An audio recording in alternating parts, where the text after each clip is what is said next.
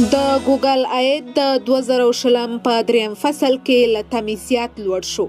د الفابet د مالی راپور پر بنسټ د 2020 کال په دریم فصل او د کورونا د څپې په دوران کې ګوګل له تمې څخه ډیر عایدات لاسته راوړي دي. دغه راپور پر بنسټ اوس مهال د ګوګل او یوټیوب د اعلاناتو عاید د پروسږ کال د همدغه وخت په پرتله 14% لوړ شوی دی. د 2020 په دریم فصل کې د یوټیوب اعلاناتو تر 15 میلیارډو هم ډیر عاید لاسته راوړی دی. داسې ښکاري چې ډیرو شرکتونو د هغو شرایطو له امله چې کورونا رامنځته کړی وو په بازار کې فعاله ونډه نه درلوده او په تیر فصل کې یو ځل بیا عادي حالت ته راوګرځېدل چې لامل یې په یوټیوب کې د اعلانونو د خپرېدو له امله ډیر لګښت کول وو. اوس مهال یوټیوب 15 میلیونه وړیا اکاونټونه او 10 میلیونو څخه زیات د پیسو په بدل کې اکاونټونه لري. دا په داسې حال کې ده چې یوټیوب ټي وي اوس مهال 3 میلیونو څخه زیات پیریدونکي او ګډونوال لري.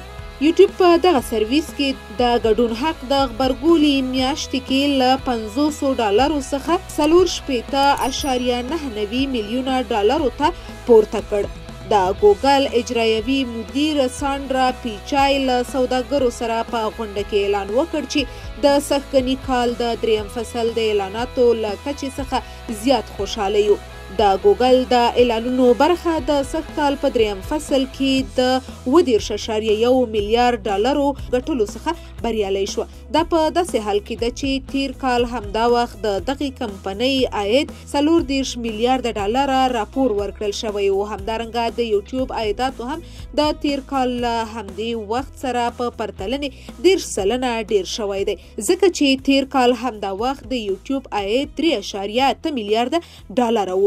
ګوګل د روان کال په دویم فصل کې ښه عایدات نه درلودل او د لومړي ځل لپاره دغه شرکت عایدات زیان سره مخ شوي وو. د ګوګل بله برخه چې د هارډویر او ګوګل پلی سټور خدمات پکې شامل دي په تیر فصل کې نږدې 15.4 میلیارډ ډالره عاید درلود چې د تیر کال له همدې وخت سره په پرتلنې 4 میلیارډ ډالره عاید لوړ شوی دی. د ګوګل د لټون برخې عاید په تیر فصل کې 26.7 میلیارډ ډالره راپور ورکړل شوی و چې د تیر کال د همدې وخت 24.7 میلیارډ ډالره عاید سره په پرتلې ډیر شوی دی.